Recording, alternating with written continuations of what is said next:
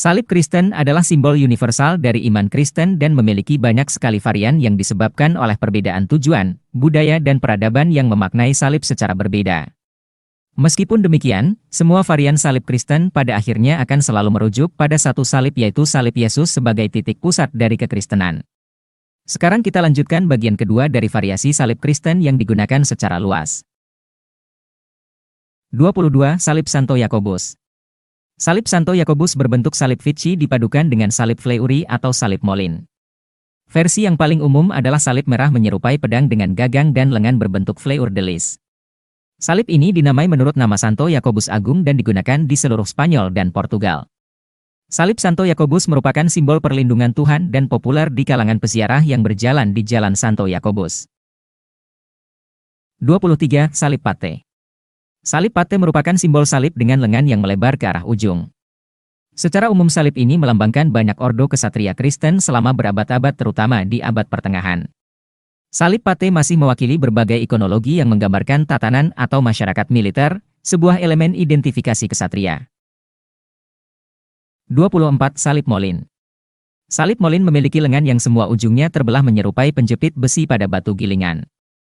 Molin adalah bahasa Prancis kuno untuk gilingan. Salib ini berasal dari Eropa abad pertengahan dan tidak hanya populer di kalangan bangsawan Eropa tetapi juga digunakan oleh ordo keagamaan ternama. Salib Molin dikaitkan dengan Santo Benedictus dari Nursia sehingga banyak digunakan sebagai lambang oleh para biarawan dan biarawati ordo Santo Benedictus yang ia dirikan. 25. Salib Pelaut. Salib pelaut atau salib jangkar berbentuk jangkar kapal dan melambangkan harapan dan ketabahan. Salib pelaut juga disebut sebagai salib Santo Clemens, mengacu pada caranya menjadi martir, yakni diikat ke jangkar dan dilempar dari perahu ke Laut Hitam. Santo Clemens dianggap sebagai santo pelindung para pelaut dan banyak yang memakai salibnya untuk perlindungan. 26. Salib Tauro. Salib Tauro atau staurogram digambarkan sebagai kombinasi dua huruf Yunani, Tau dan Rho, dengan menempatkan lingkaran Rho di atas batang vertikal Tau untuk menampilkan penyaliban Kristus.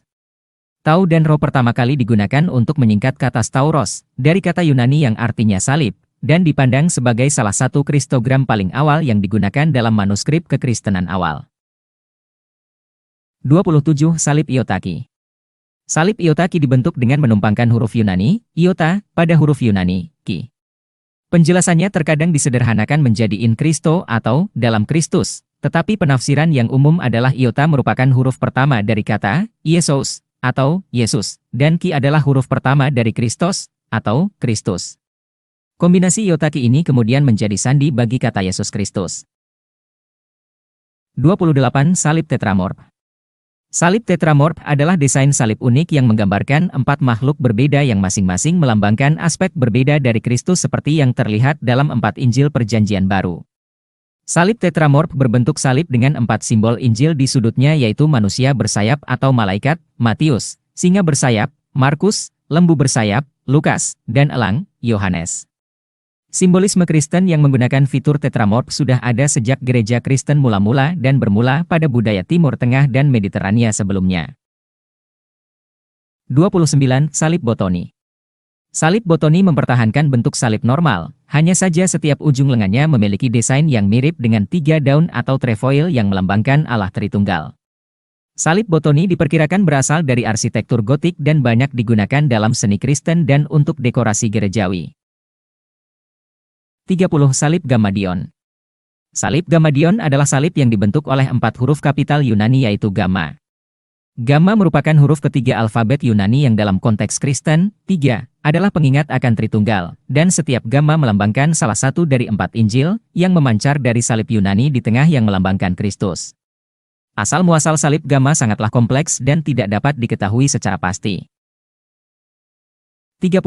Salib Konsekrasi. Salib konsekrasi adalah salib pada dinding interior dan arsitektur eksterior gereja atau katedral Kristen yang menunjukkan bahwa uskup telah mengurapi gereja tersebut dengan krisma atau air suci untuk menguduskannya. Salib ini telah menjadi bagian dari tradisi liturgi Kristen yang menandai pengudusan sebuah gereja sejak awal abad pertengahan. 32. Salib Crosslet. Salib Crosslet atau salib misi adalah salib heraldik yang terbuat dari 4 salib Latin yang disusun tegak lurus satu sama lain dengan bagian atas setiap salib mengarah ke arah yang berbeda, utara, selatan, timur dan barat. Penafsiran yang umum adalah bahwa ini mewakili 4 Injil, Matius, Markus, Lukas dan Yohanes. Salib ini dianggap sebagai simbol penginjilan dunia sehingga diberi nama salib misi. 33. Salib Burgundi. Salib Burgundi merupakan bentuk salib Santo Andreas yang bergigi gergaji, melambangkan cabang kasar tempat Santo Andreas, Santo Pelindung Burgundi disalib. Salib ini menjadi simbol bersejarah wilayah Burgundi yang berasal dari abad ke-15. 34. Salib Nordik. Salib Nordik atau salib Skandinavia adalah simbol salib yang digambar tidak terpusat di mana batang vertikal digeser lebih dekat ke salah satu sisi. Salib Nordik melambangkan kekristenan dan digunakan pada bendera negara-negara Skandinavia yaitu Swedia, Norwegia, Islandia, Finlandia dan Denmark. 35. Salib Serbia. Salib Serbia merupakan sebuah salib Yunani dengan 4 huruf Sirilik S di setiap sudutnya, yang mewakili moto kekaisaran dinasti Palaiologos ketika ia membangkitkan kekaisaran Bizantium. Salib ini adalah simbol nasional Serbia dan simbol gereja Ortodoks Serbia. 36. Salib Novgorod. Salib Novgorod adalah jenis salib yang masih hidup di Rusia. Setiap salib Novgorod adalah salib berujung 4 dengan lingkaran. Salib Novgorod hanya ada di Novgorod, Rusia, di mana wilayah itu telah menciptakan bentuk arsitekturnya sendiri dengan menggunakan salib Novgorod pada gereja dan batu nisan. 37. Salib Templar. Salib Templar merupakan salah satu jenis salib yang paling terkenal selain salib Latin dan salib Ortodoks.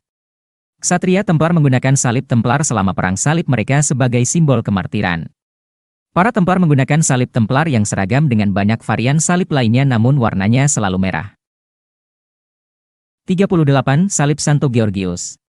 Salib Santo Georgius adalah sebuah salib merah dengan latar belakang putih yang sejak abad pertengahan akhir dikaitkan dengan Santo Georgius, santo militer, yang sering digambarkan sebagai seorang tentara salib.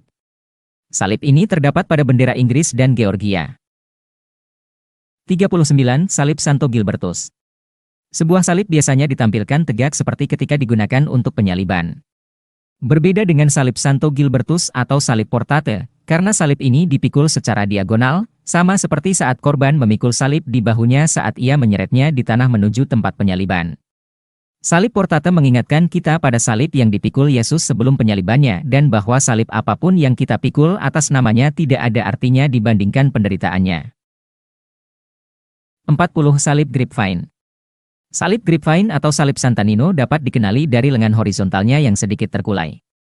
Catatan tradisional menyebutkan Santa Nino yang menyebarkan agama Kristen membawa bentuk salib ini dalam misinya di Georgia pada awal abad ke-4.